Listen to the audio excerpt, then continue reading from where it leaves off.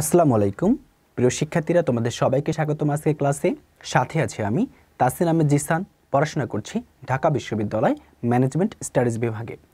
আজকে আমি তোমাদের সামনে হাজির হয়েছি উৎপাদন ব্যবস্থাপনা ও বিপণন দ্বিতীয় পত্র লেকচার 9 নিয়ে, যেখানে আমাদের আলোচ্য বিষয় ব্যক্তিক বিক্রয় ও বিক্রয়িকতা সম্পর্কে। তো চলো আমরা দেরি না করে ক্লাসটি শুরু করে ফেলি। প্রথমে আমরা ধারণা নিব ব্যক্তিক বিক্রয় সম্পর্কে। আমরা যে অধ্যায়টা পড়ব সেই অধ্যায় সম্পর্কে যদি বেসিক আলোচনা না করি তাহলে কিন্তু আমরা অধ্যায়ের সম্যক ধারণা পাবো না। মূলত এই অধ্যায়ের দুটোই টপিক এবং খুব ছোট একটি অধ্যায় এটি। এই অধ্যায়ের দুটো টপিকের একটা ব্যক্তিক আর একটা হচ্ছে ব্যক্তিক বিক্রয়, একটা হচ্ছে বিক্রয়িকতা। এই দুটো টপিক নিয়ে আসলে আমাদের এই অধ্যায়টি কী করা হয়েছে, তৈরি করা হয়েছে। ওকে, প্রথমে কথা বলছি আমরা একটি অংশ ব্যক্তিক বিক্রয় সম্পর্কে। এটা কি বলছি? এক বা একাধিক সম্ভাব্য ক্রেতার নিকট বিক্রয়ের উদ্দেশ্যে ব্যক্তিগতভাবে পণ্য বা বিভিন্ন তথ্য উপস্থাপন করে তাদেরকে ক্রয়ে প্রচিত করাকে আমরা কি বলি? তোমার ব্যক্তিক বিক্রয় বলি। আই রিপিট, এক বা একাধিক সম্ভাব্য ক্রেতার নিকট বিক্রয়ের উদ্দেশ্যে ব্যক্তিগতভাবে পণ্য বা বিভিন্ন তথ্য উপস্থাপন করে তাদেরকে ক্রয়ে প্রচিত করাকে আমরা কি বলছি? তোমার ব্যক্তিক বিক্রয় বলছি। ওকে, ব্যক্তিক বিক্রয় কি হচ্ছে দেখো তাহলে। ব্যক্তিক বিক্রয় ব্যক্তিগতভাবে সম্ভাব্য ক্রেতার সামনে পণ্য বা সেবার তথ্য উপস্থাপন করা হয়। ব্যক্তিক বিক্রয় মানে কি? তুমি ক্রেতার সাথে সরাসরি কথা বলছো। সরাসরি কথা বলার মাধ্যমে তোমার পণ্যের যাবতীয় যত তথ্যগুলো আছে সেগুলো তুমি ক্রেতাকে বলছো। পাশাপাশি কি হচ্ছে? তুমি ক্রেতার কাছ থেকেও তাদের সমস্যাগুলো শুনতে পাচ্ছ। ওকে, এরপরে আসো, এটি একটি দ্বিমুখী। এই যে আমি বললাম ক্রেতাকে তুমি তোমার তথ্য বলছো, তাদের কাছে তাদের তথ্যটা শুনতে পাচ্ছ। এই যে বলা এবং শোনা উভয় মানে কি? দ্বিমুখী যোগাযোগ, যার সাহায্যে ক্রেতার প্রতিক্রিয়াও আমরা জানতে পারি ক্রেতা কী ধরনের গুণাগুণ আরও চায়, কী ধরনের সুবিধাগুলো সেই পণ্যের মধ্যে তার আশা করে, এটা আমরা কি করতে পারি? সেখান থেকে জানতে পারি। ওকে, এরপরে এক্ষেত্রে এক বা একাধিক সম্ভাব্য ক্রেতার নিকট পণ্য তুলে ধরা হয়। শুধুমাত্র সরাসরি যখন আমরা ফিল্ডে কাজ করি ব্যক্তি বিক্রয়ের মাধ্যমে, তখন আমরা একজন ক্রেতার কাছে না যেয়ে কী করি? আমরা একাধিক ক্রেতার নিকট পণ্য সম্পর্কে সব কিছু তুলে ধরি। ঠিক আছে, কারণ একজন ক্রেতা নিয়ে কখনো ব্যবসায় পরিচালিত হইতে পারে না, একাধিক ক্রেতা নিয়েই আসলে ব্যবসায় পরিচালিত হয়। সেজন্য আমরা কি করছি? যে একাধিক সম্ভাব্য ক্রেতার নিকট আমরা কি করছি? পণ্যটা সম্পর্কে যাবতীয় তথ্য তুলে ধরছি। সম্ভাব্য ক্রেতা যেন বলছি, কারণ আমরা জানি না যে পণ্যটা ক্রয় করবে কি না আদৌ। ঠিক আছে, এই জন্য তাকে আমরা সম্ভাব্য ক্রেতা বলছি। এরপরে ব্যক্তি বিক্রয়ের মাধ্যমে ক্রেতার প্রশ্নের জবাব দেয়া। ক্রেতা যদি কোনো প্রশ্ন থাকে সেটা সে বলার একটা স্পেস পাচ্ছে এবং সে প্রশ্নটা তাকে বলছে, বা যে ব্যক্তি বিক্রয় হিসেবে যা বিক্রয় যাচ্ছে, যে লোক যাচ্ছে তাকে বলছে, সে প্রশ্নটা শুনছে, তার জবাব দিচ্ছে এবং আপত্তি নিষ্পত্তি করাও সম্ভব হয় এর মাধ্যমে। তাদের যে আপত্তিগুলো আছে, যে আবদারগুলো আছে, তারা সেগুলো কী করছে? পরবর্তীতে নিষ্পত্তি করারও চেষ্টা করছে। এগুলোই হচ্ছে আমাদের মূলত ব্যক্তি বিক্রয়ের প্রাথমিক কনসেপ্ট। ওকে, আশা করছি তোমরা বুঝতে পেরেছ। এবার আসি ব্যক্তিক বিক্রয়ের প্রয়োজনীয়তা সম্পর্কে। সো ব্যক্তি বিক্রয়ের আমাদের কিছু বৈশিষ্ট্য আছে। ব্যক্তি বিক্রয় বৈশিষ্ট্যগুলো হচ্ছে এমন, আমরা যদি বলবো তোমার পণ্য বিক্রিতে গতিশীলতা নিয়ে আসে, ইতিবাচক ধারণা সৃষ্টি করে, ক্রেতাদের বেশি সাড়া পাওয়া যায়, সুসম্পর্ক প্রতিষ্ঠা করে, তারপর একটা তোমার পারস্পরিক সুবিধা অর্জন। ঠিক আছে, এই বিষয়গুলো আমাদের ব্যক্তি বিক্রয় বৈশিষ্ট্য হিসেবে আমরা করতে পারি। কারণ এখানে যেহেতু সরাসরি কথাবার্তা বলা হয়, তাদের আবদারগুলো শোনা হয়, তাদের সব নিষ্পত্তি করা হয়, সেজন্য আমরা এই বৈশিষ্ট্যগুলো এখানে দাঁড় করিয়ে দিতে পারি। সো এবার আমাদের বিষয় হচ্ছে তাদের তোমার হচ্ছে ব্যক্তি বিক্রয় প্রয়োজনীয়তা সম্পর্কে। ওকে, সো ব্যক্তি বিক্রয় প্রয়োজনীয়তা আমরা মূলত কয়টি দিক থেকে চিন্তা করব? আমরা মূলত তিনটি দিক থেকে চিন্তা করব। প্রথম হচ্ছে উৎপাদকের দৃষ্টিকোণ থেকে, তারপরে ক্রেতার দৃষ্টিকোণ থেকে এবং হচ্ছে সামাজিক দৃষ্টিকোণ থেকে। এই তিনটি দৃষ্টিকোণ থেকে মূলত আমরা কি করব? এখানে আলোচনা করব। সো প্রথমে আসি আমাদের উৎপাদনকারীর দৃষ্টিকোণ থেকে। তাহলে আমরা কি করছি? ব্যক্তি বিক্রয় প্রয়োজনীয়তা তিন দিক থেকে আলোচনা করব। প্রথমটা হচ্ছে আমাদের উৎপাদনকারীর দৃষ্টিকোণ থেকে। এখানকার মধ্যে প্রথমে বলা হয়েছে পণ্য সেবা বিক্রয়, দ্বিতীয় হচ্ছে প্রতিযোগিতা মোকাবিলা, তথ্য সরবরাহ, চাহিদা সৃষ্টি, বাজার সম্প্রসারণ এবং হচ্ছে নমনীয় কৌশল। সো প্রথমে আসি পণ্য ও সেবা বিক্রয় সম্পর্কে। পণ্য ও সেবা বিক্রয় সম্পর্কে এখানে বলা হয়েছে, এখানে উৎপাদকের দৃষ্টিকোণ থেকে তোমার প্রথমে যদি বলি সেটা হচ্ছে আমাদের বলা হয়েছে পণ্য এবং সেবা বিক্রয় সম্পর্কে। আচ্ছা, তারপরে বলা হচ্ছে তোমাকে প্রতিযোগিতা মোকাবিলা সম্পর্কে। সো এই যে আমরা এখানে বললাম তোমার পণ্য এবং সেবা বিক্রয়, সো একজন উৎপাদনকারী যখন কি করবে? পণ্য এবং সেবা বিক্রয় করবে, তখন তার ব্যক্তি বিক্রয় প্রয়োজনীয়তা কেন দরকার? কারণ এজন্যই দরকার যখন সে পণ্যটা কি করছে উৎপাদন করছে অ্যাজ উৎপাদনকারী হিসাবে, তখন তার জানা দরকার তার যে পণ্যের ক্রেতারা আছে তারা কোন ধরনের সুবিধাগুলো পণ্যের মধ্যে আশা করে, কোন ধরনের গুণগুলো পণ্যের মধ্যে আশা করে। সেটা যদি সে জানতে না পারে তাহলে কি সে কখনো তাদের আশা অনুযায়ী বা প্রত্যাশা অনুযায়ী পণ্য উৎপাদন করতে পারবে আদৌ? না, তারা কিন্তু কখনোই পারবে না। পাশাপাশি কি হচ্ছে, তোমার এই যে সেবা যে বিক্রয় তুমি করছো, কত ইউনিট পণ্য তোমার বিক্রয়ের জন্য তৈরি করতে হবে সেটাও কিন্তু তারা জানতে পারছে। সো এটাই হচ্ছে মূলত আমার কি তোমার পণ্য ও সেবা বিক্রয়। এরপরে থাকছে কি আমাদের প্রতিযোগিতা মোকাবিলা।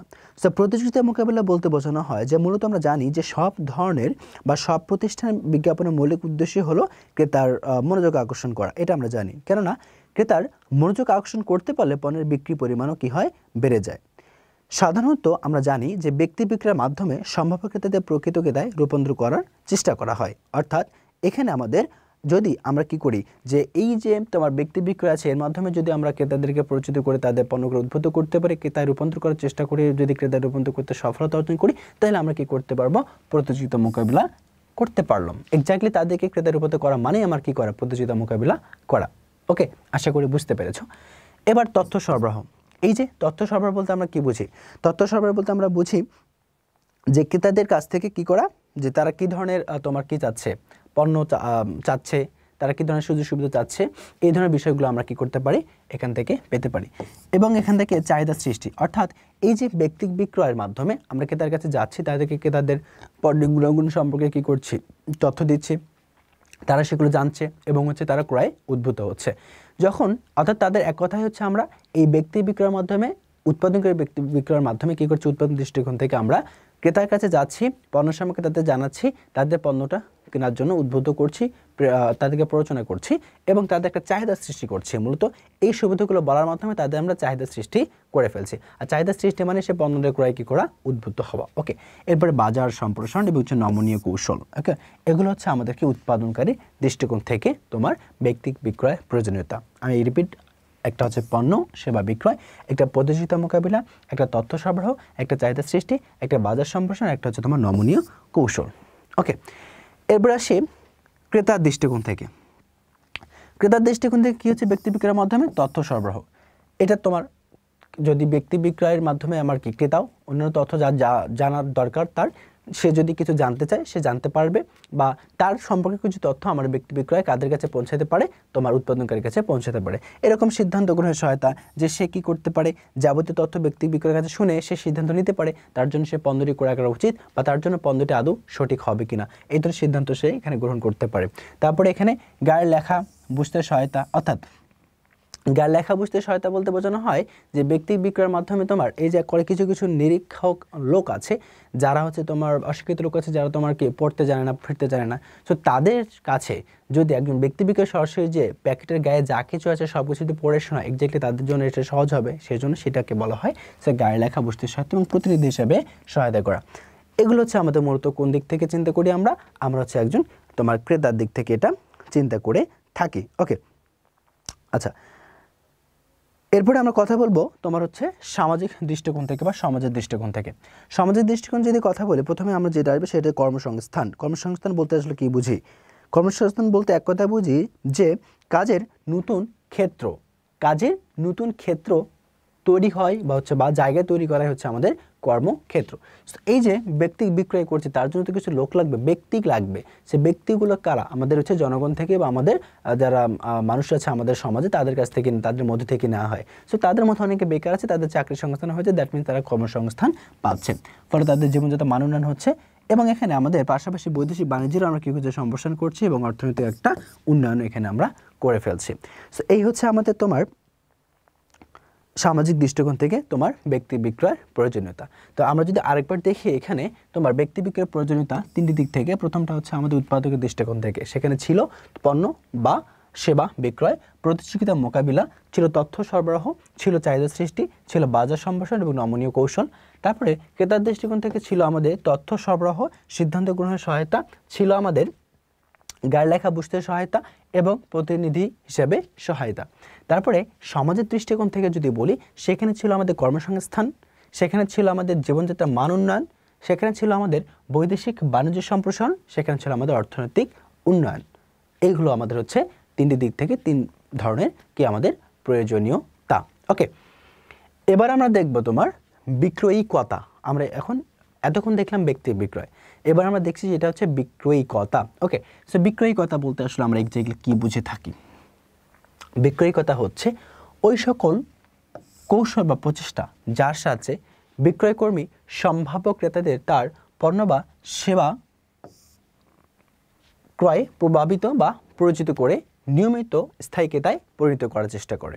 তাকে আমরা কি বলছি? বিক্রয়িকতা বলছি। বিক্রয়িকতা কি তাহলে? এটি এক ধরনের কৌশল বা প্রচেষ্টা যার সাহায্যে বিক্রয় কর্মী কি করছে?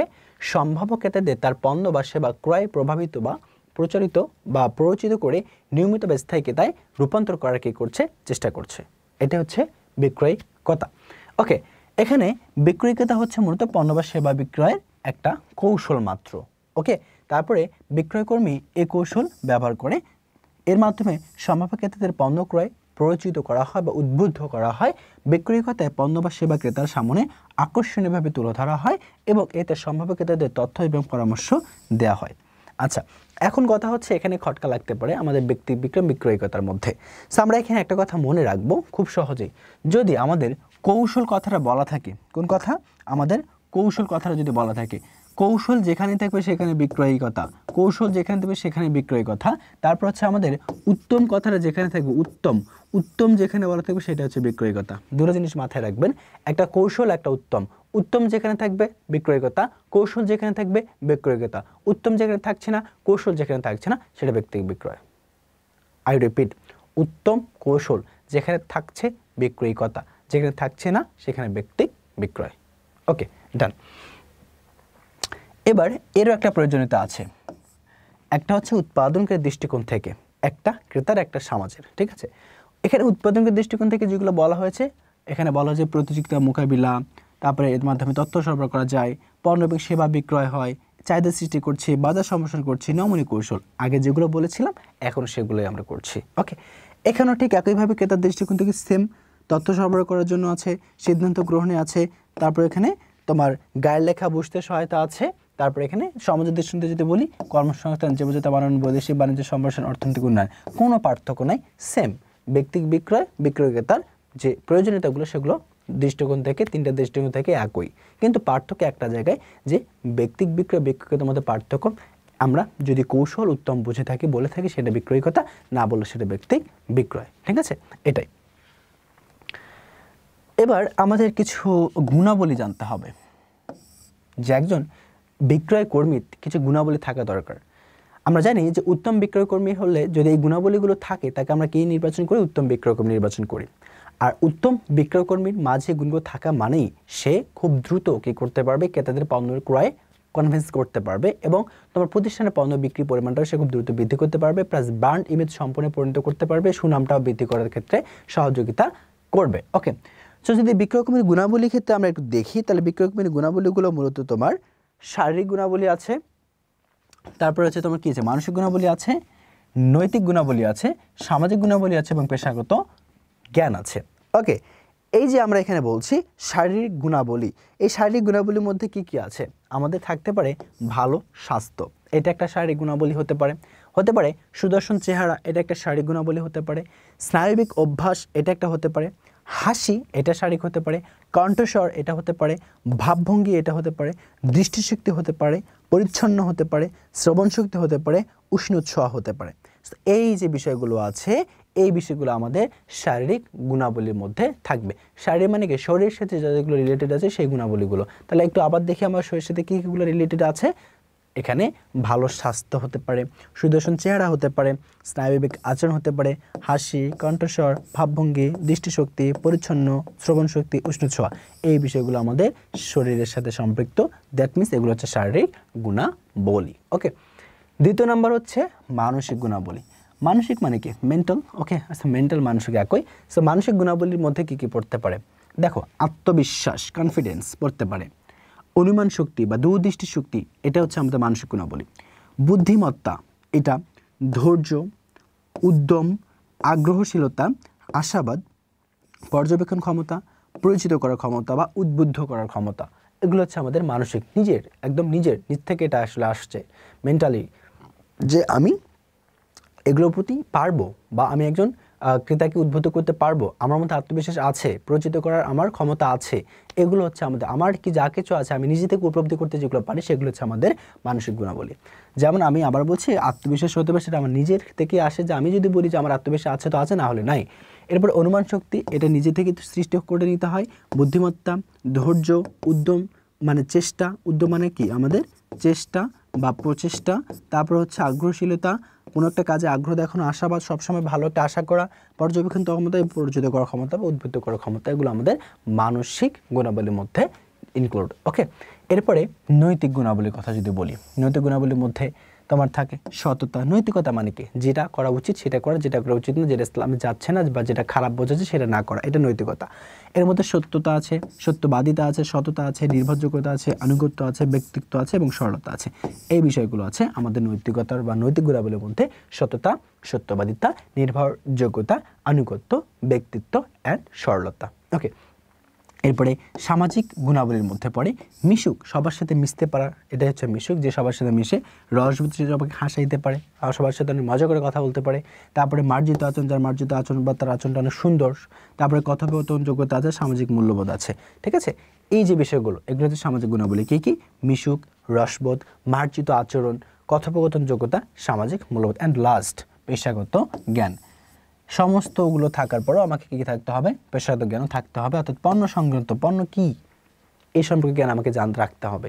কোম্পানি কি, কোম্পানির জ্ঞান সংক্রান্ত আমাকে কোম্পানি সম্পর্কিত জ্ঞান রাখতে হবে, এবং হিসাব কি, হিসাবের পারদর্শিতা আমাকে থাকতে হবে। ওকে, তাহলে এখানে পেশাগত জ্ঞানের মধ্যে পড়ছে পণ্য সংক্রান্ত জ্ঞান, হিসাবে পারদর্শিতা, কোম্পানি সম্পর্কিত জ্ঞান। মূলত এই পাঁচটি আমাদের কি তোমার বিক্রয়কর্মীর গুণাবলী। একজন বিক্রয়কর্মীর মধ্যে এই গুণাবলী কিছু কিছু হলেও আমাদের থাকতে হবে, তখনই আমরা তাকে বলবো উত্তম কি তোমার বিক্রয়কর্মী। ওকে, সো বিক্রয়কর্মীর গুণাবলীগুলো আমাকে খুব সুন্দরভাবে মনে রাখতে হবে, এবং এখান থেকে এমসিকিউ অনেক বেশি আসে।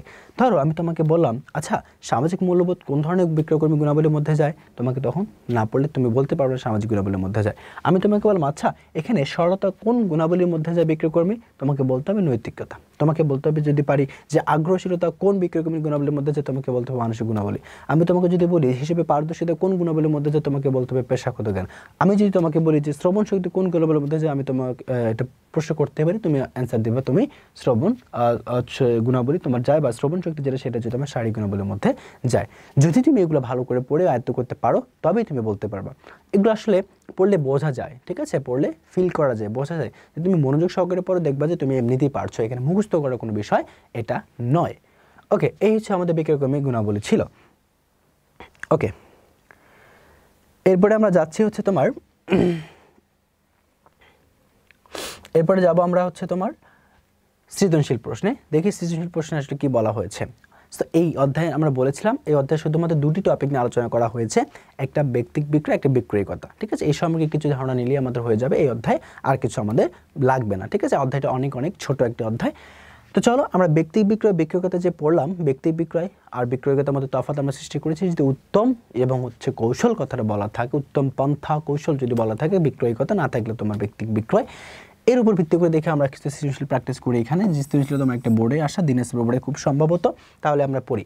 সমীর কিছুদিন আগে পড়ালেখা শেষ করে একটি রিয়েল এস্টেট কোম্পানিতে বিক্রয়কর্মী হিসেবে যোগ দিয়েছে। কোম্পানিটি ঢাকার বিভিন্ন লোকেশনে ফ্ল্যাট তৈরি করে বিক্রয় করে। একদিন এক ক্রেতা স্বামীকে তার প্রতিষ্ঠান সম্পর্কে অনেক প্রশ্ন করে এবং নতুন যোগদানের কারণে স্বামীর ক্রেতার প্রশ্নের উত্তর দিতে পারেনি। পরে অবশ্য স্বামী সব জেনে ক্রেতাকে টেলিফোনে জানিয়েছে। আচ্ছা, এখন এখানে বিষয়টা হচ্ছে একজন স্বামী ছিলেন, তিনি লেখাপড়া শেষ করে একটা রিয়েল এস্টেট কোম্পানিতে চাকরি করেছেন। রিয়েল এস্টেট কোম্পানির কাজ আমরা জানি এইসব বিষয়াদি নিয়েই। সো এখানে তিনি কি করেছেন যে ঢাকায় বিভিন্ন লোকেশনে তারা ফ্ল্যাট তৈরি করে বিক্রয় করছে, এগুলো মূলত রিয়েল এস্টেট কোম্পানির কাজ। তো একদিন এক ক্রেতা স্বামীকে বিভিন্ন ধরনের প্রশ্ন করেছে, সেই প্রশ্ন সম্পর্কে না জানার কোনো উত্তর দিতে পারেনি। পরবর্তীতে সে সব জেনে আবার টেলিফোনে তাকে জানিয়েছে। এখন গ নম্বরে বলেছে আমাকে ক্রেতার কাছে স্বামীকে কোন ধরনের জ্ঞানের সীমাবদ্ধতার বিষয়টি ফুটে উঠেছে। আচ্ছা, কোন ধরনের জ্ঞান? ওকে, এরপরে বলা হচ্ছে যে সফলতার জন্য উদ্যোক্তার স্বামীর যে ধরনের পেশাগত জ্ঞান প্রয়োজন তা বলে তুমি মনে করো কিনা বা যথার্থ মূল্যায়ন করো কিনা। তাহলে গ নম্বর প্রশ্নটি খেয়াল করি আমরা, কি বলা হয়েছে, ক্রেতার কাছে সমীরের কোন ধরনের জ্ঞানের সীমাবদ্ধতা বিষয়টি ফুটে উঠেছে। আর ঘ নম্বরে সফলতার জন্য উদ্দীপকের সমীরের যে ধরনের পেশাগত জ্ঞান প্রয়োজন বা তোমার কোন ধরনের পেশাগত জ্ঞান প্রয়োজন সেটা জানতে চেয়েছে এবং তার যথাযথ মূল্যায়ন তোমাকে করতে বলেছে। তার মানে তোমার কি মনে হচ্ছে আমাদের এখানে কি হতে পারে গ এবং ঘ নাম্বার অ্যান্সার? তো চলো আমরা দেখে নিই।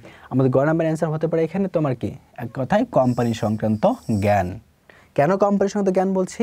কারণ আমরা জানি যে তার কাছে যখন সেই ক্রেতা সব কিছু বলেছিল ওই কোম্পানি সম্পর্কে, তার উচিত ছিল অ্যাজ এ ওখানে একজন ওয়ার্কার হিসেবে তার ওই রিয়েল এস্টেট কোম্পানি সম্পর্কে সব কিছু জানা এবং সেগুলো তাকে বোঝানো, কিন্তু সে পারেনি। তার মানে তার কি সংগত জ্ঞান ছিল বা গুণাবলীর অভাব ছিল?